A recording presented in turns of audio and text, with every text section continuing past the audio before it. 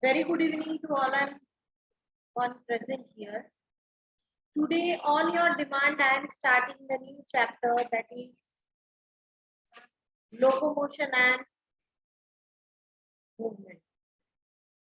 So, in this chapter, we will be able to know how we move, human being move, how lower organisms move.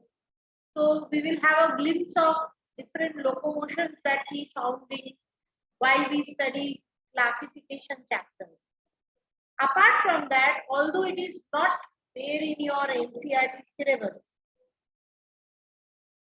I wish to take after this the chapter growth and development, which is chapter number 15 of botany portion. There we are going to talk about the movement in plants. So these two chapters we will go hand in. So what is the difference between locomotion and movement?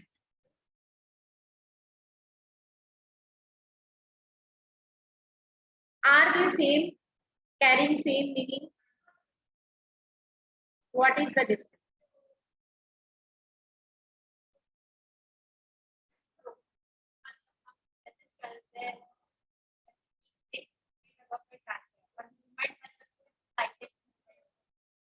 So if a person is not changing the position of a person and moving, for example, this is called movement. But if I am coming out of this room and go to another room, that is called locomotion. So locomotion is a voluntary movement. It is resulting in change in the location. So during all locomotions, we are actually going for movement. Why? When I am walking, my legs are showing movement, my head is showing movement, my hand is showing movement. So whenever we are locomoting, movement is there, but it's not vice versa. When we are going for movement, it's not necessary that we will go for locomotion. For example, I am sitting here and talking to you. Here I am moving my head, but I am not changing my position of the body. So next is, in case of organisms, three types of movements are possible. There can be movement by amoeboid movement, which is done by using pseudopodia. Second is there can be movement via cilia, and third is muscular movement. Now, if I am talking about human, these three types of movements are observed in human also. Can you tell me where we have ciliary movement? Intestine cilia is there. Ovary cilia is there.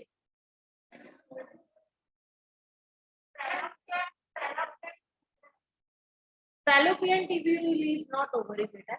Fallopian tubule is having cilia. Trachea is having ciliated epithelium. So then what do you think? Where do you think we have amoeboid movement? Movement via pseudopodia. All phagocytosis cells which go for phagocytosis move via amoeboidic movement and pseudopodia. And we have muscular movement too. So basically, movement of a human being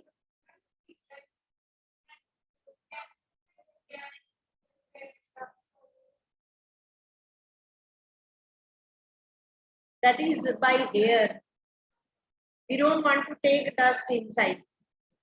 Cilia helps in propulsion of food or something. Neutrophil will show amoeboid. Okay. So now in amoeboid movement, as it mentioned that you can see, it is observed in case of macrophages, it is observed in leukocytes, which are specialized for this type of movement. And whenever you can see in this image that whenever bacteria is coming inside our body, they eat up that bacteria. For example, you can see this is the white blood cell. This is the bacteria, and bacteria is engulfed by the white blood cell. Okay, so this type of amoeboid movement is very specific, but it is limited to cellular level. It is not coming up to the holistic level, because we are so weak that we ourselves cannot move by amoeboid movement. So next is ciliary movement. We talked that inside fallopian tube it is there. I told you inside the lining of trachea it is there. So cilia is having undulating movement, which is responsible for transferring the substance from one place to the another. Now, last but not least, and the most important type of function through which we move is muscular movement. So in this, muscle is involved, bone is involved, and indirectly our nervous system is also involved. So this decides voluntary as well as involuntary movement in our body. Voluntary movement which we control, involuntary movement which are not under control of.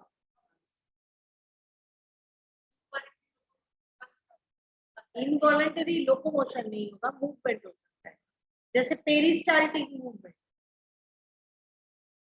Contraction expansion of muscle of heart, all these are what involuntary. We don't come now we will talk about the other types of movement. There are spermatozoa produced by human, which is called sperm. Now they actually have locomotory part similar to the protozoa like nucleus. So what happens is flagellar movement is responsible for spermatozoa. Apart from that, if we talk about lower organisms starting from porifera, in detail we learned about it. Porifera itself cannot move, but water can move in and out via water canal system. Then Nidaria can have tentacles like Hydra. Okay. Then slowly and steadily you can see structures like flagella. Then development of leg was there, and slowly and steadily those legs were having bones inside them which give them specialized and protective structure. There are fins present in the fishes. Okay, so all these are done by different types of locomotion. So now we are going to learn about the human muscular system. We have muscle in our body. Okay, so many a times you have seen bodybuilders. They show like this, then this, then this. Have you ever wondered why we don't have such kind of muscle? Why they have?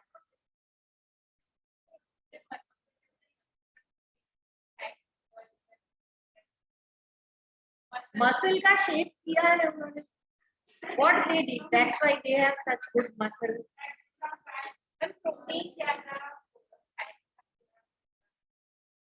First of all, below our skin we have fat.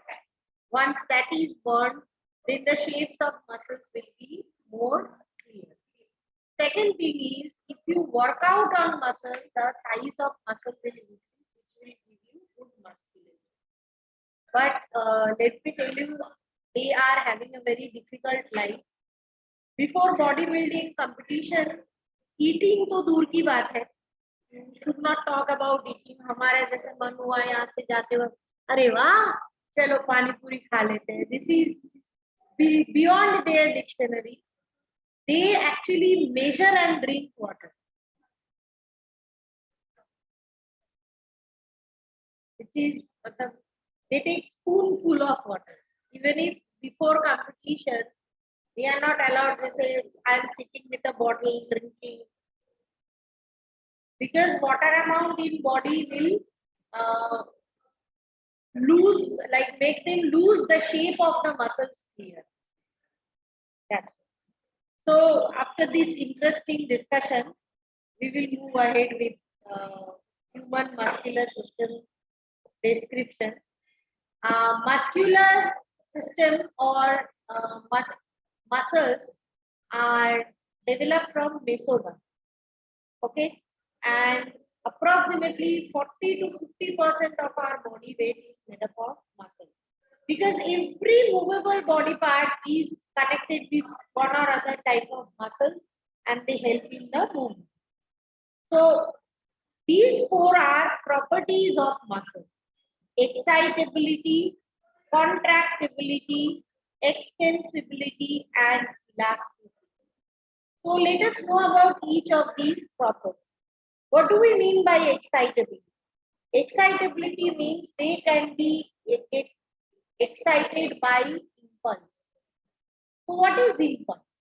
Impulse is a kind of electrical signal which is sent to them which helps them to get excited. So once they are excited, then they can contract, that is contractibility. They can expand, that is extensibility. And as they have fibers, muscle fibers, which make them quite elastic. Why elasticity is required in case of muscle? What will happen if muscles are not elastic? Correct? Any other elaboration?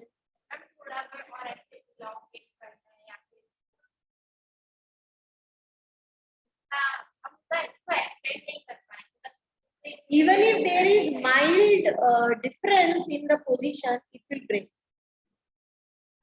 which is risky, no? So that's why they need to have elasticity. Nerve impulse. They can get excited by receiving nerve impulse. So nerve impulse they receive is electrical.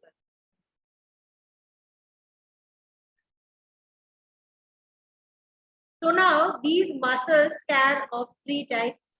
These types are already known to you. We discussed about them in detail in which chapter? So they can be subdivided into skeletal muscle, which is voluntary and striated, visceral or non-striated or smooth muscle, and cardiac muscle. So what are their characteristics? Can I hear from you? What is the difference between three types of muscle?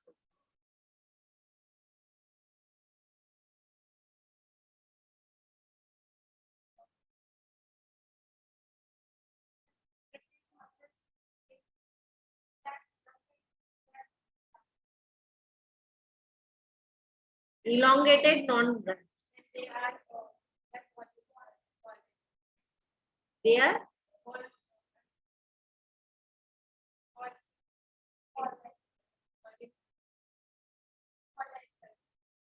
voluntary. So, as per you, it is branched, unbranched, and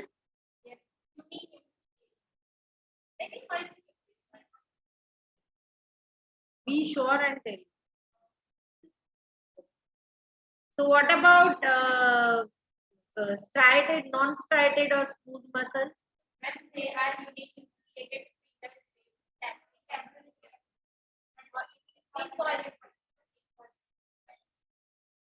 So let me see if whatever you are saying is correct or not. So look into the characteristics of skeletal muscle. Are they uninucleated?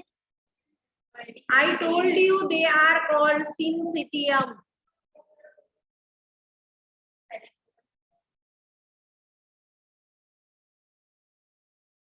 COE and CI EIUM.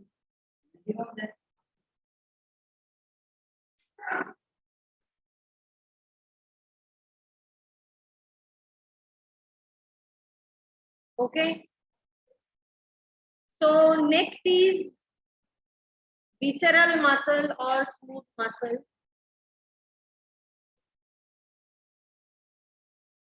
They are present in visceral organs like diaphragm, then our intestine or digestive system. That's why called visceral muscle. You are correct about these smooth muscles. And last but the most important is this one. One characteristic is missing here. Can you tell me which characteristic? Non-fatigue means they don't get tired. Why they don't get tired?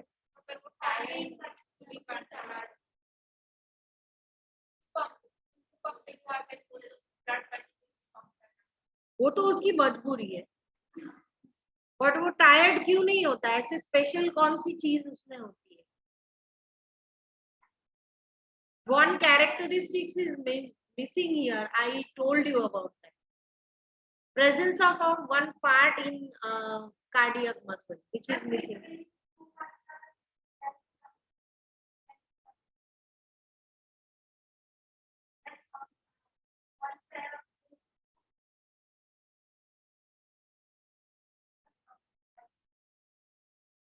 Something is not the answer. It is intercalated disc. So this is a characteristic present in cardiac muscle.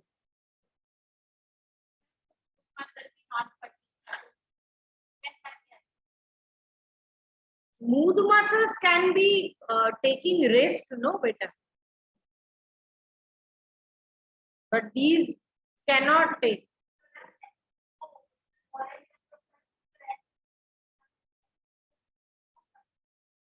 Because it is when it is working vigorously.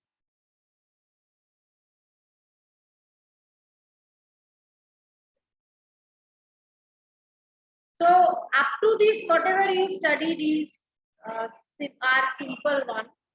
Now we will look into the ultrastructure of striatum.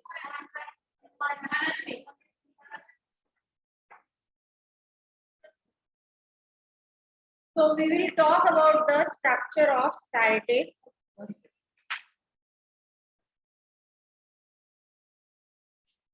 If you look into the structure of striated muscle, it will be looking like a telecommunication cable. In telecommunication cable, if you take a section of telecommunication cable, you can see there are small wires which are gathered in a bundle to be prepare a medium wire, and many such medium wires are further bundled to form a bigger wire. So you can see here that skeletal muscle is made up of many muscle bundles. So these muscle bundles are known as fascicles. So in this image, you can see that this is one muscle bundle. Let me mark them and show it to you. See, this is a muscle bundle. Okay, can you see blue marking? So now fascicles are held together via a tissue layer. You can see there are many fascicles. How many fascicles are present here in this structure?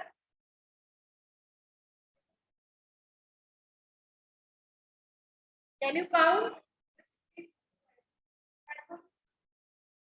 6, are you sure? It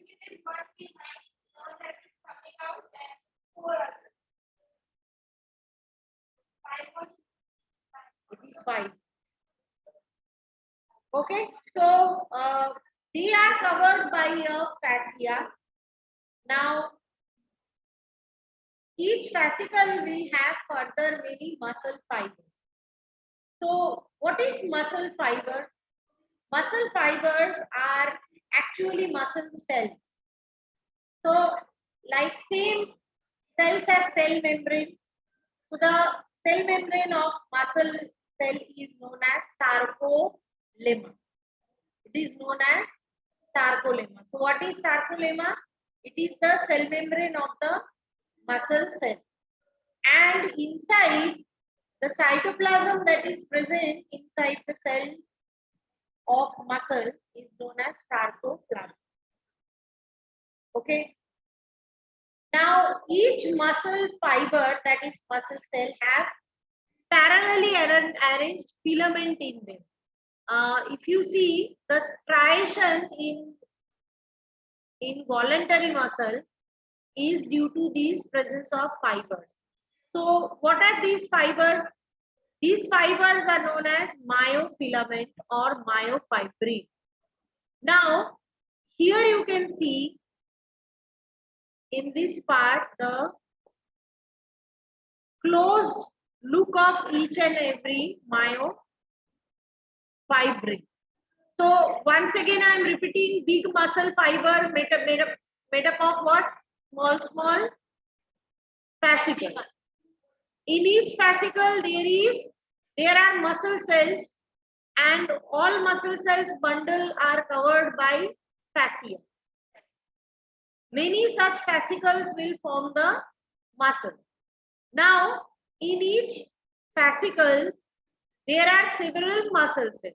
The covering of this muscle cell is called sarcolemma, and inside the muscle cell the cytoplasm they have is called sarcoplasm. They have endoplasmic reticulum, and these specialized endoplasmic reticulum are known as sarcoplasmic reticulum. Now inside each and every muscle cell you have fiber which are arranged parallel. Okay, so each of these fibers are called myofilament or myofibril. Each myofibril, for example, here you can see this is one myofibril. If you look closely, each myofibril have dark colored band. So this band is dark in color.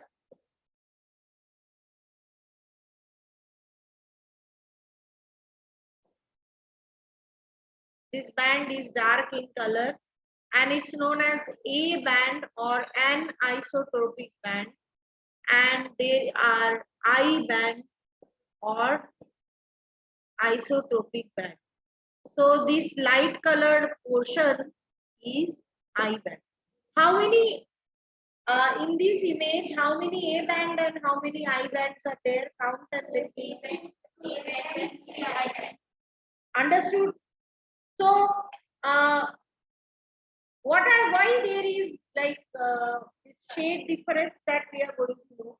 Basically, each of these myofilaments are further made up of actin and myosin protein. That's why it is said that आपने खुद बोला कि जो लोग body building करते हैं उनको बहुत प्रोटीन खाना पड़ता है, because actin and myosin protein are making these myofibrils. So without them, myofibrils cannot be formed. So obviously they need to have protein. Okay. So these proteins are contractile protein. They have elasticity to which they can contract or expand.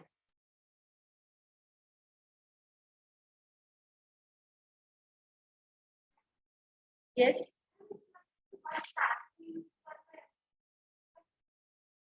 Muscle.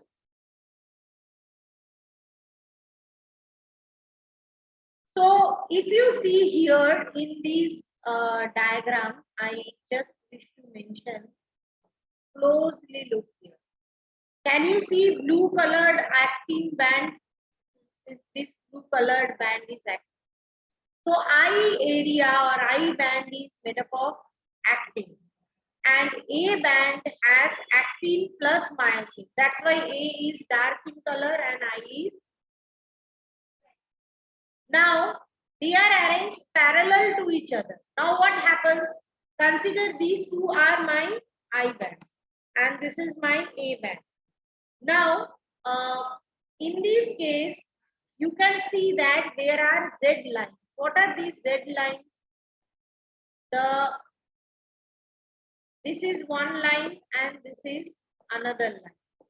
So this Z line is the small thin dark region present in the area of isotropic band. Okay. So isotropic band is itself light in color. उसके बीचों बीच जो dark colored area रहता है, that is known as Z line. And A band के बीच में जो light color area रहता है, that is called H band. Okay. Isotropic zone is light in color. No, see in this image. Can you locate the position of Z line? That's why it's known as Z zigzag. So this Z line is the dark color between the area of light. It is the dark band in between the area of light. And in case of H zone, it is opposite. Anisotropic band is dark in color, and H zone is light in color. So light area के बीचों बीच dark line, that is Z line, and dark area के बीचों बीच white region, that is known as H zone. अब H zone का colour क्या होगा? Light. उसके बीच में वापस से एक डार्क एरिया है, that is known as M line. Okay. Take your time, look into this diagram and make yourself accustomed with it. So why the A area is dark in color and I area is light in color?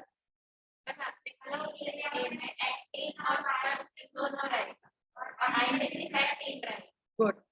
Now we will talk about the area from Z to Z. In this case, the area between Z to Z is known as sarcomere. That means if you consider this area,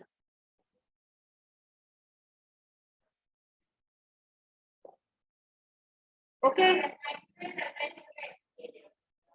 So why it is called sarcomere? If you look into this structure, the upper one, here whenever there is contraction of muscle, if these are two actins and myosin will go inside it like.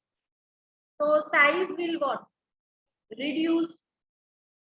If this is actin, myosin is placed like this in relaxed condition. Whenever muscle needs to contract, it will move inside like. So if you measure the length from here to here, when it is separate, it is more. But when I am contracting it and this myosin is going inside two actin filaments, the size will what? Reduce. So always the distance between Z line is reducing and reducing and increasing. So muscle contraction and expansion is associated with the distance between two Z lines. So that is why it is known as functional unit of muscle contraction. Sarcomere is the functional unit of muscle contraction. उतने area में होता है. Now consider there may be lakhs of sarcomere. All of them contract and expand, but the unit is this much. Why? Because during this part only actin and myosin will come close or they will go away to each other. Okay. Is this part clear? Ayushi is digested. Great. So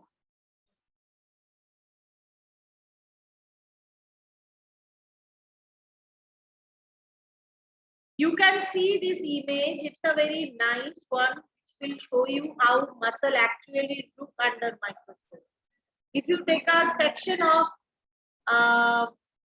muscle cell, how striation is visible, that you can see in this image. How Z line, H zone, M line actually.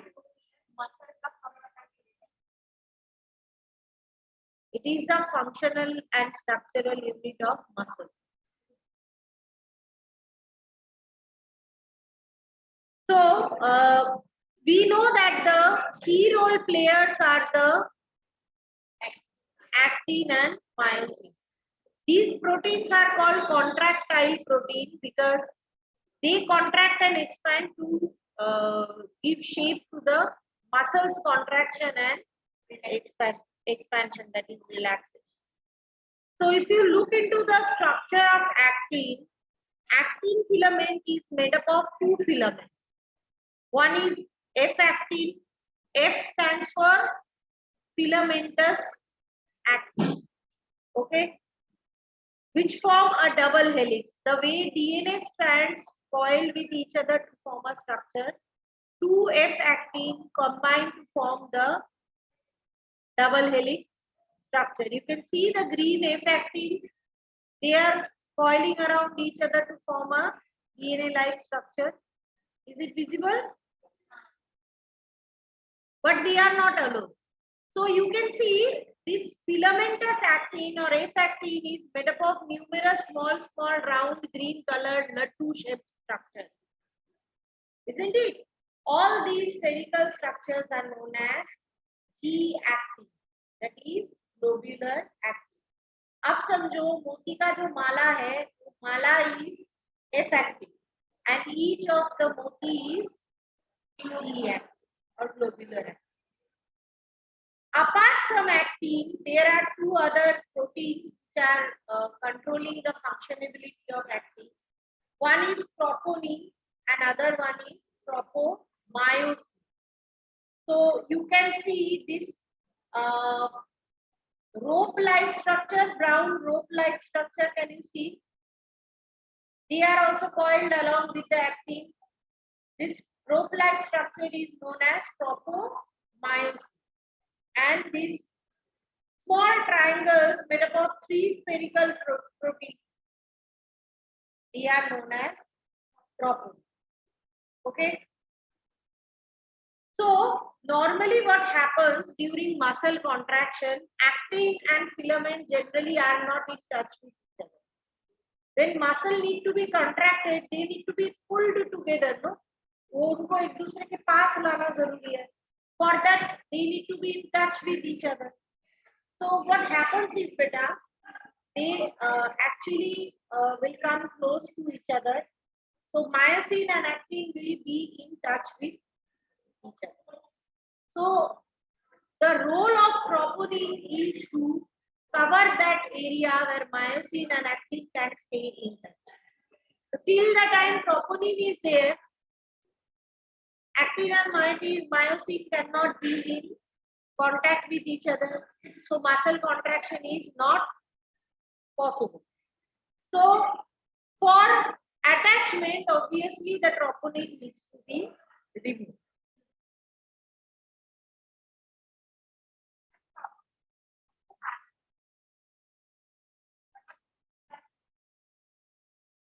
उसको touch नहीं होने देता है बेटा. It's not allowing them to come in contact with each other. You will see.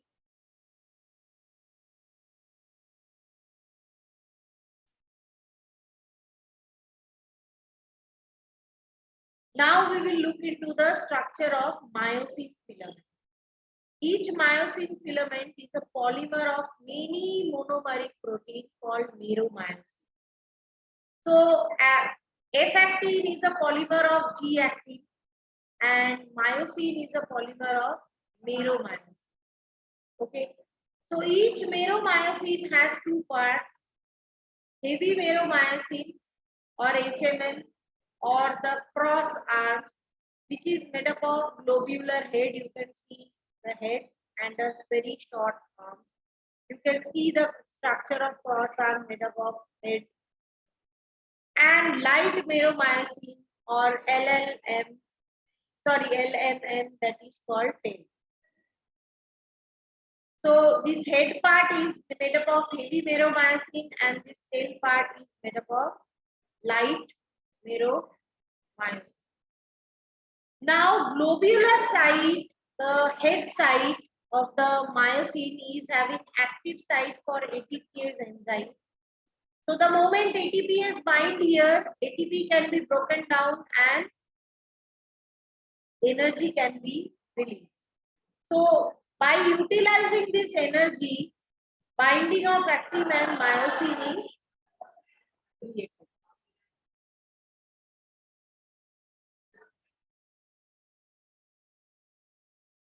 So I hope this structure of cross arm and light and heavy meromycin part is clear to all of you. So now we will learn about the mechanism of muscle contraction. But before we go for that, I want all of you to have a look into a video where you can revise the structure of muscle, because until and unless the structure is clear to you, it will be you will be having difficulty understanding the contraction of muscle. So give me some time, I will share the screen. You can bend,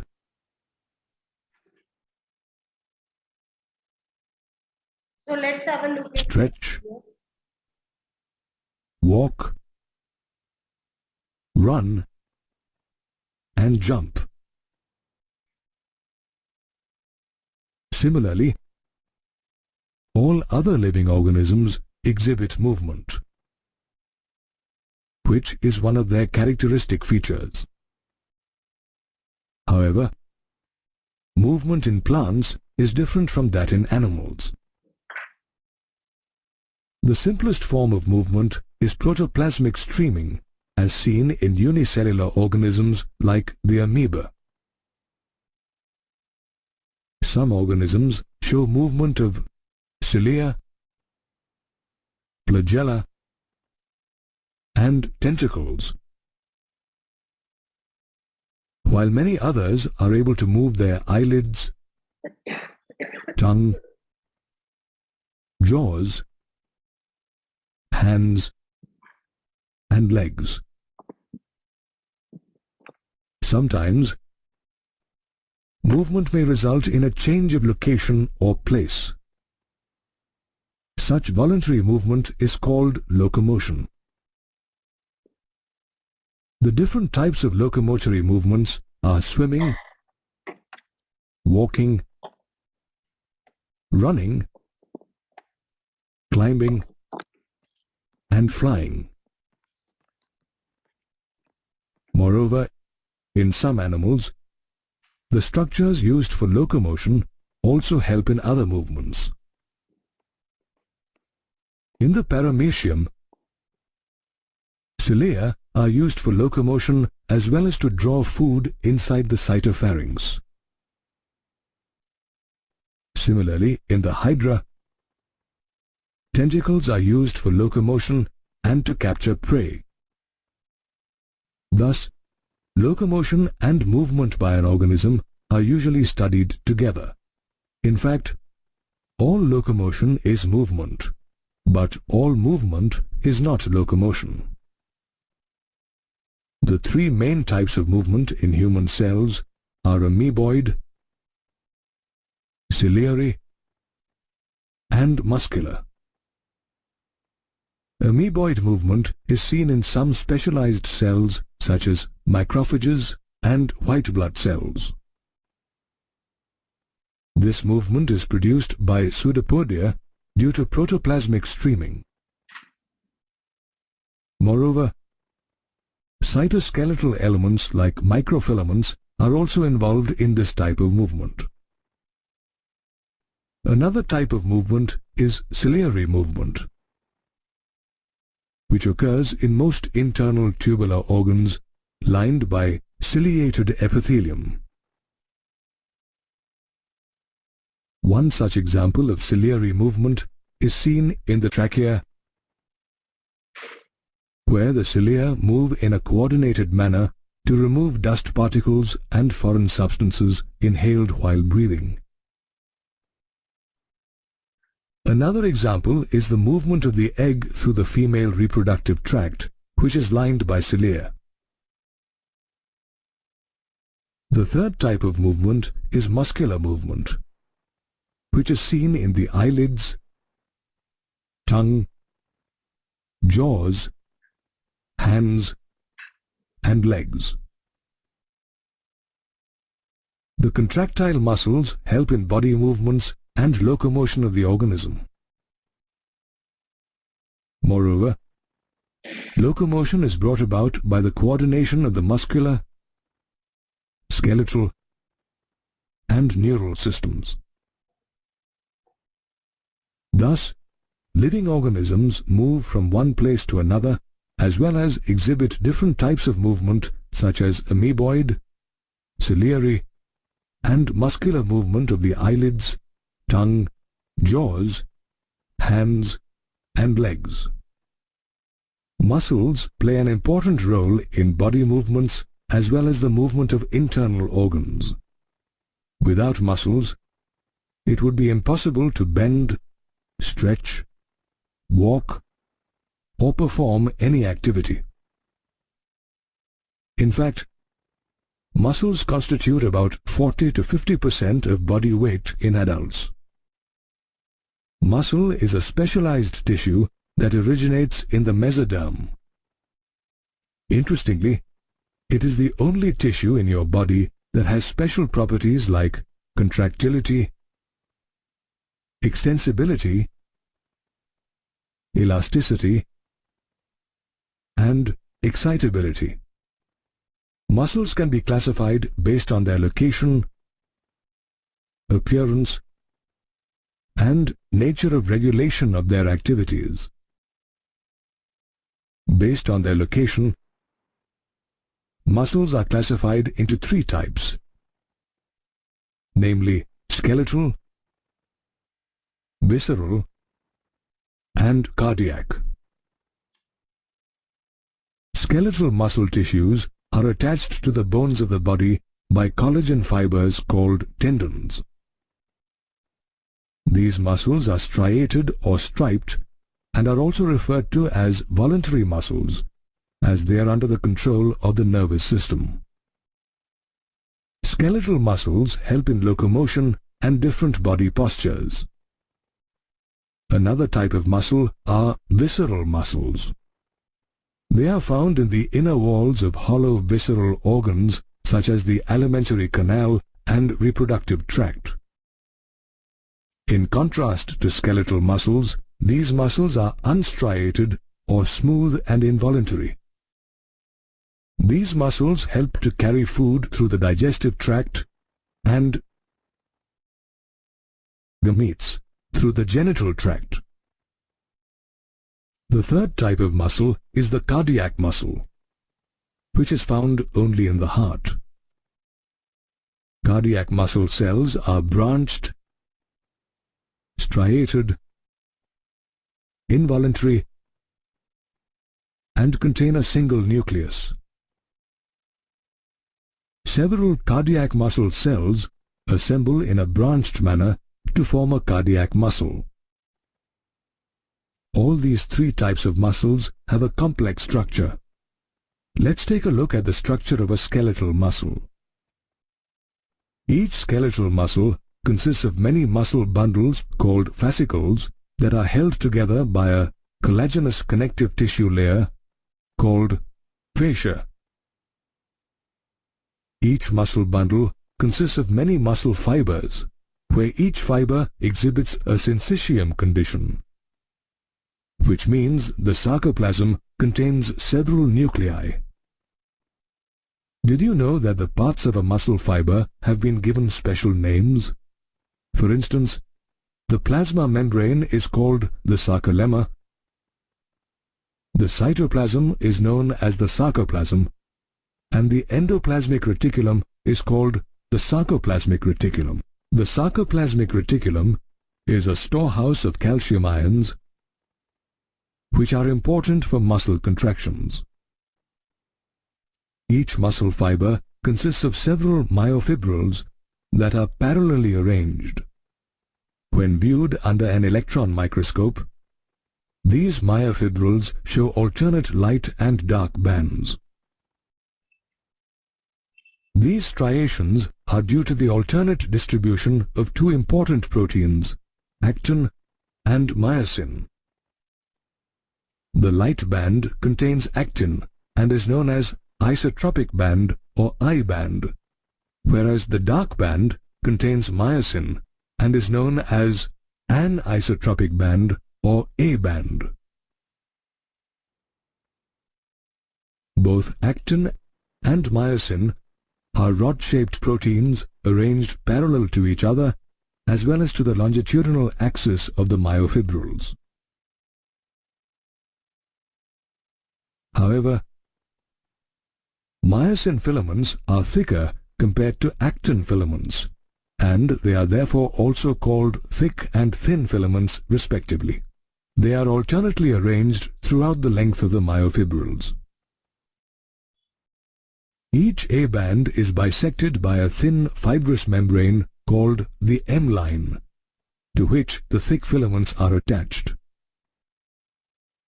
Similarly, the center of each I band is bisected by an elastic fiber called the Z line, to which all the thin filaments are firmly attached.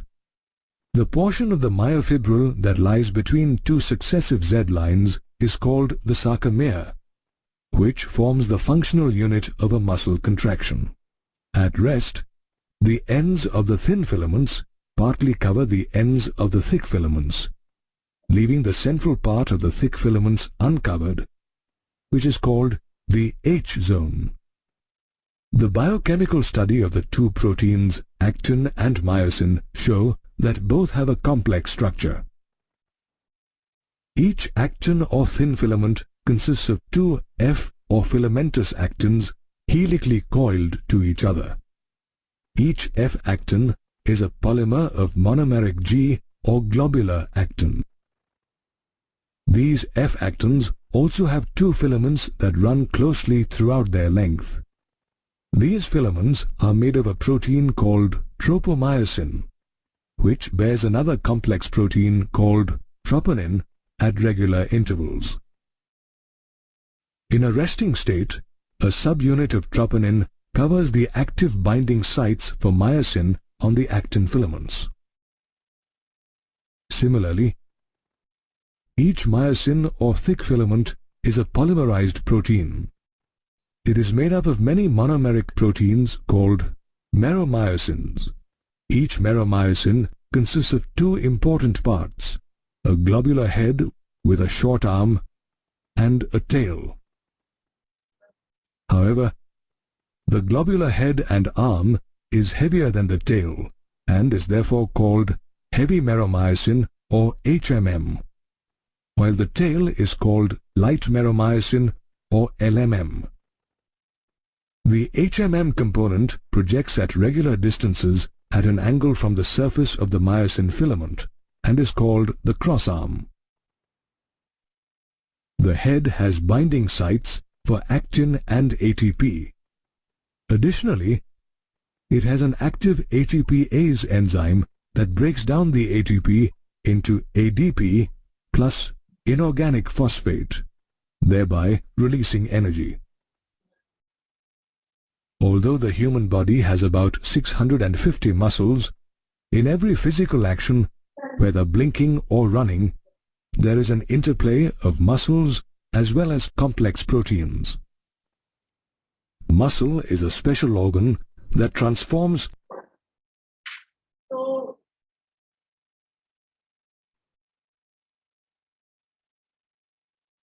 today we looked into structure of muscle. In your syllabus, structure of striated muscle is only there. Okay. Maybe in higher grades you will learn about cardiac muscle. It is having more complicated structure than the striated. Okay. So next day we will continue with mechanism of muscle contraction. But before we proceed, I want all of you to have clear idea. So we will start with a doubt. If you have, discuss, and then we will go for the process of muscle. Okay. So that's all from my side today.